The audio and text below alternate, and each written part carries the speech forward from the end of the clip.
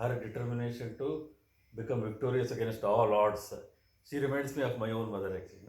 My mother also, of course, we are not, we didn't face that kind of problems which Mother Kunti faced, but still, as you know, everybody's life is full of struggle and full of upsets. But so Kunti Devi is acclaimed all over the world. Since 5,000 years, people are still Namaste Purusham Tvadyam Ishwaram Prakrite Param. That prayer, it is being sung in all the households since 5,000 years back. All this Mahabharata happened 5,000 years back. So Mother Kunti was a very tragic and very heroic personality. And she had the nerves of steel. She could face any calamity, and in the end, she is also asking Krishna, Vipada Santuta Shashvat Tatra Tatra Jagadguru, Bhavato Darshanam Yatyada Punar Darshanam. Let all these calamities come to our lives again and again, because whenever there is a calamity, you will come and help us and we get an opportunity to see you. And the moment we see you, we will not see, the repeated birth and death, samsara, Bhava Darshanam. Bhava means samsara, repeated cycle of birth and death. Once you see Krishna repeatedly, you hear about Krishna repeatedly, and you speak about Krishna repeatedly, you will come out of the cycle of this horrible birth and death. This is the benediction. That's why Bhagavata Shravana, they have given so much of importance actually. Nityam Bhagavata Sevaya. Every day we have to listen to Srimad Bhagavatam. That is the medicine for all our disease what we are having. Bhagavatam is the best medicine, very potent.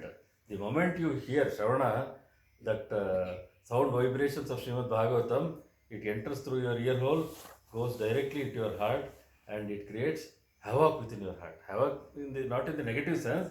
It will create a revolution within your heart. You will gain so much of interest in spiritual life, and you will start losing interest in materialistic life. That's what we want actually. We do not want to engage in this material life again and again, to come back and again and again, and to suffer here again and again. We all want to go back home, back to Godhead.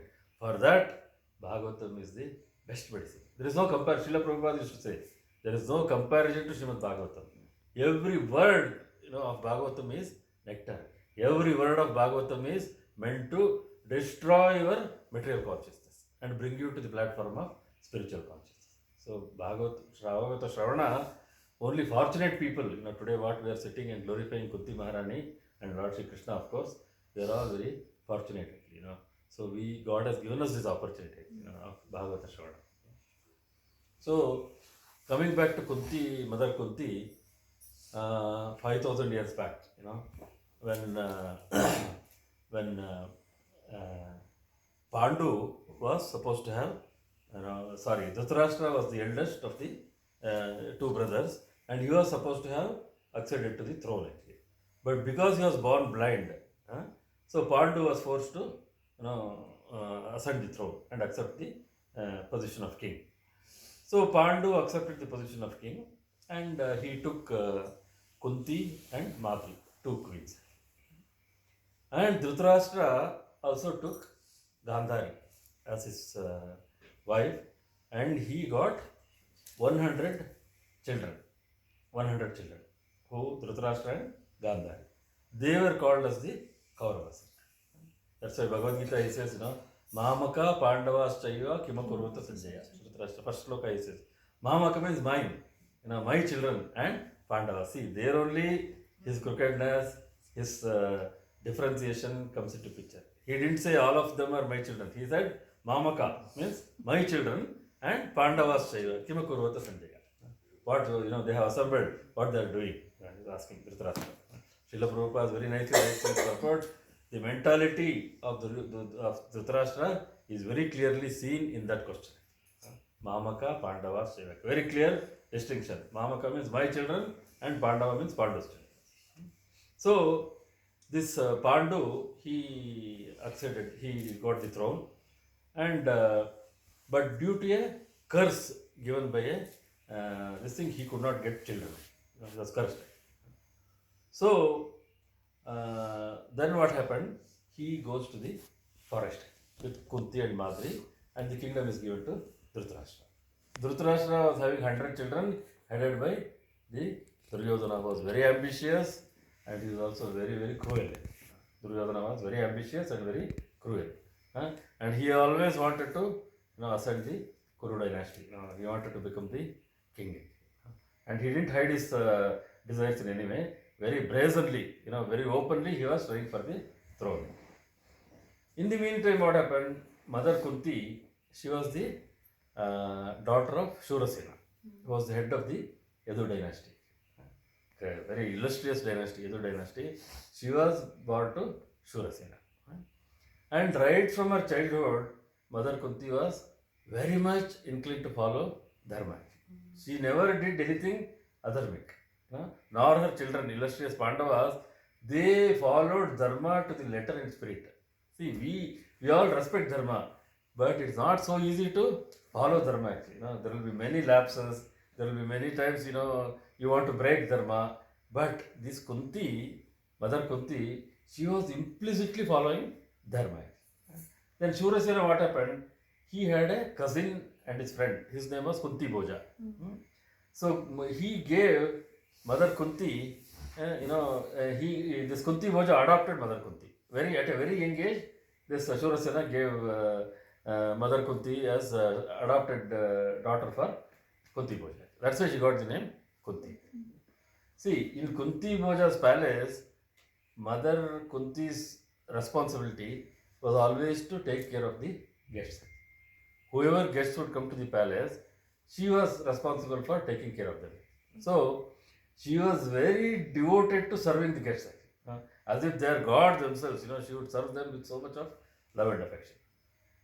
Once what happened, Durvasa Muni came to Kunti Bhoja's palace. And you all know, Durvasa is a very short-tempered person and any lapse in his service would attract a sharp curse. That's why Durvasa comes means everybody would be trembling with fear. Because any lapse in serving him, he would immediately curse them with very heavy curses. So all of them were very much afraid of Durvasa. But Mother Kunti served him so beautifully, so nicely, that Durvasa became very pleased. Of course, he was a great personality, Durvasa. He became very pleased. And through his yogic vision, he could see that Kunti in her future life would have difficulty getting children from Pandu. This was known to his yogic vision. So what he did, he became so pleased with the service offered by Kunti. While going, he gave her a boon.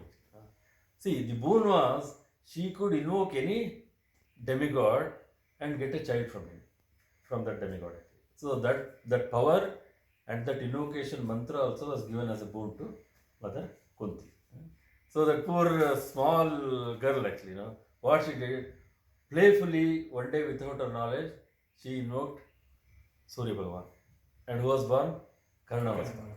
Surya, she invoked Surya and Karna, there itself her tragedy started actually, Kunti Mata's. So she got a son out of wedlock. And now it is 21st century, still a woman gets a child out of wedlock, she will get censure from the society. Am I right? Okay, in America and all, fatherless mothers are there, single parents are there, but still in our conservative Indian society, a woman getting a child out of wedlock is unthinkable. Correct? Everybody agree with me? So Kunti Mata got Karna actually. So what she did, she put him in the Ganges and she, she allowed him to float in the Ganges.